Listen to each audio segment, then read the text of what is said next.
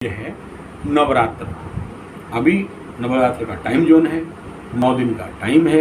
9 दिन के अंदर सही साधना करना। ये नवरात्र इसलिए करते हैं कि माँ के उस महामाई, वो माँ नवदुर्गा, वो दश महाविद्या, वो राजराजेश्वरी, चैतन्यमयी, आनंदमयी, कल्याणमयी महामाया के गोद में चला जाना, आगोश में चला जाना, उनके अंदर चले जाना, ponder over that energy of Mahamaya, the माँ।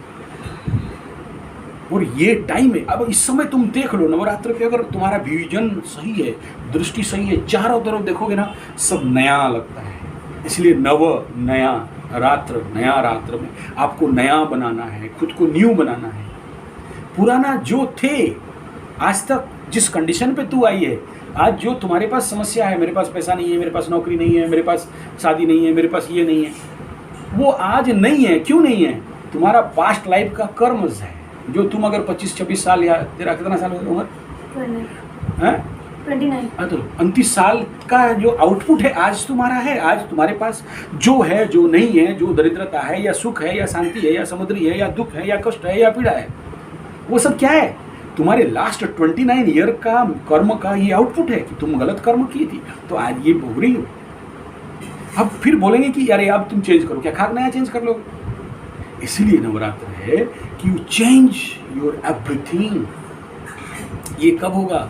जब नवरात्र का साधना को अनुष्ठान रूपक करो और उसका प्रैक्टिकल एक्सपीरियंस लोगे। नहीं होगा ये जो बोलता है कि नवरात्र से इतना कुछ फायदा नहीं होता है, मैं बोलता हूँ उससे महामूर्ख कोई नहीं है, कोई नहीं है। क्यों? जब शोधन में नवरात्र तुम लोग करते थे तो क्या होता था? रिजल्ट्स मिलते थे। हाँ या नहीं? जोर से बोलो। हाँ। नहीं, मुझे खुश करने के लिए मत बोलो। आप लोगों को कुछ रिजल्ट मिलता था कि नहीं? अच्छा मिलता था कि नहीं? मिलता। और आज तक जिसे भी कराया हूँ, लेकिन वो एफिशिएंसी होना चाहिए, वो सीरियसनेस होना चाहिए। रात को 1, 2, 3 बजे तक हवन मेरा चलता रहता है। 1, 2 बजे तक दिया जलता रहेगा। रात को हवन, कोई नहीं, कोई साथ नहीं, अकेले बैठ के एकदम चला मन। टारगेट बनेगा कि एक रात के अंदर मेरे को 3000, 1000, 3000, 5000, 7000 उसी हिसाब में आहुति देना, उसी हिसाब में आग जलाना, उसी हिसाब में घी, उसी हिसाब में हवन। एक रात में वो अनुभव हो जाएगा कि हाँ माँ है तुम्हारे अंदर में। वो जो हिट करेगा एनर्जी ना, उस हिट से मैं सारा सीक्रेसी गुप्त विद्या नहीं बता सकता, बोलना ठीक भी नहीं है। वो जो रोमांच आएगा ना तुम्हारे अंदर, जो ऊर्जा आएगा ना, तुम फील करोगे कि हाँ मेरे। तो देख सुन, क्या बोलूँ, शक्ति का कमी ही जीवन पे समस्या आता है। शक्ति तुम्हारे अंदर बढ़ा ना, तो बड़े से बड़ा समस्या ऐसे धूल चाट के आगे भागते हैं, डिस्ट्रॉय हो जाते हैं, भाग जाते हैं कि देखोगे कि तुम्हारा life free of all the tensions. और अगर बड़े से बड़ा भी समस्या आएगा ना, तो पानी का बुलबुला जैसे फट के भाग जाएगा। ये this is the power of Navratra. तो उसको उस कंडीशन पे लेके उतना सीरियसली, सिंसियरली करना। और देख, अगर तुम लोग बोलोगे जैसे बोला हम घर में करेंगे, बोला घर में करो, मैं क्या करूं? लेकिन जब किसी एक मास्टर के अंडर केयर में करते हो, तो उस किसी गुरु का अंडर केयर में करते हो, तो वो तुम्हें क्या करता है? लात घुसा मार के और जब आगे बढ़ाता है, बुस्ट करवाता है। क्या बोला? 24,000, 51,000, क्या बोला? 51,000। 1 लाख का जब टारगेट बनाओ, 10,000 का आहुति टारगेट बनाओ, नहीं होगा, मेरे से पॉसिबल नहीं है, ये थप्पड़ मारे होगा, होके रहता है। कराऊँ कहीं को, और कोई 9 दिन में 1.5 लाख का जॉब टारगेट पार कर दो। बहुत ईजी है, सुपर ईजी है। टारगेट पार कर दो और फिर बोलना कि लाइफ में हो क्या रहा है। फिर लाइफ में दुख है, कष्ट है, पीड़ा है, दैन्यता है, मेरे ज़िंदगी में शादी नहीं हो रहा है, मेरे ज़िंदगी में पैसा नहीं आ रहा है, मैं बहुत मेहनत करता हूँ, काम नहीं मिल रहा है, मेरा ग्रह खराब है, मेरा शनि जो मेरे को ऐसा कर रहा है, मेरा राहु ऐसा कर रहा है। कोई कुछ खाक नहीं बिगाड़ सकता। वो नवरात्र में उद्यम है। वो सिंसियरिटी चाहिए ना, वो उतना देर बैठ सको ना। और उसी हिसाब में फिर आपको जाप के साथ अनुष्ठान के साथ सही विधान के साथ पवित्रीकरण, शुद्धिकरण, उसके साथ तुम्हारा जो सिस्टम ऑफ वो कि देखो ये इम्पोर्टेंट है ना, फिनिशिंग कैसा हो रहा है। जैसे नवरात्र में आखिरी दिन पे फिनिशिंग कहाँ दे रहे हो? अगर सही फिनिशिंग है, उद्यापन ठीक हो रहा है। नहीं तो होता क्या है ना, वो जो इंद्र राजा वहाँ बैठा है, वो कभी किसी साधक को आगे बढ़ने नहीं देता। वो उधर बैठा नहीं बैठा है, स्वर्ग में अलग बात है। लेकिन यही यहाँ पर वैसे ही ऊर्जाएं हैं जो आपको जब करोगे तो 100 बाधाएं ला के आके खड़ा कर देंगे। मैं जब से शुरू किया उस समय मेरा साधना रूम पे इतना बड़ा बम लगा दिया था, तांत्रिक बन रहा है। मतलब क्या था तांत्रिक? मैं तो पूजा पाठ ना कर रहा हूँ, करने नहीं देता था, चुरा के ले जाता था। 3 बार चोरी करके ले गए, करने नहीं देंगे, वो धोती फाड़ देंगे। कैसे करेगा देखेंगे। ठीक है, ये बाधाएं आएंगे। अच्छा, मैं जानता हूँ ना कि ये तो खेल माता रानी का है, ठीक है, कि वो एग्ज़ाम ले रही है कि ये सारा ऑब्जेक्शन, ये सारा ऑब्स्टकल, ये सारा बाधा को पार करके कर रहा है या नेगेटिव जोन में फंसा है। मेरे से तो नहीं होगा, मेरा तो धोती फाड़ दिया, मेरा तो बम लगा दिया, मेरा तो तोड़ दिया, मेरा मूर्ति चुरा ले गया, मेरा फोटो चुरा ले गया। आगे देख रहा हूँ कि सारा जो दूध दही घी पंचामृत और चंदन वंदन सब उठा के कोई फेंक दिया है। होता है, कहीं किसी दिन कुत्ता के रूप में आ जाएंगे तो डिस्टर्ब। वो बाहर जब नदी पे कर डिस्टर्ब। तो ये सारे खेल ऑब्स्ट्रकल और बाधा विघ्न है, इन्हें फाड़ना, तोड़ना और आगे बढ़ना। मैं उसको इसीलिए फ़ोन भी नहीं किया, उसको इसलिए नहीं दिया, मैं देख रहा हूँ कि वो क्या कर रही है।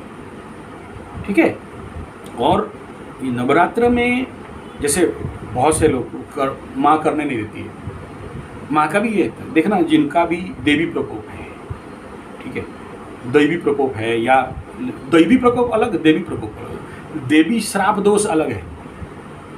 ठीक है, वो कुंडली में कैसे देखोगे, जब भी किसी का द्वादशाधिपति द्वितीय में आ गया है, चाहे वो चंद्र लग्न से हो या लग्न से हो, उनके जीवन पे बहुत मुश्किल। यानी क्या है ना, जो क्षति का हाउस है, लॉस हाउस है, हॉस्पिटल हाउस है, फॉरेन हाउस है, जहाँ नुकसान देखा जाता है, वही आगे तुम्हारे धन के घर में बैठा है। बता देवी। अच्छा, ये किसी का परमानेंट कुंडली पे होता है, किसी का दशानाथ में भी होता है।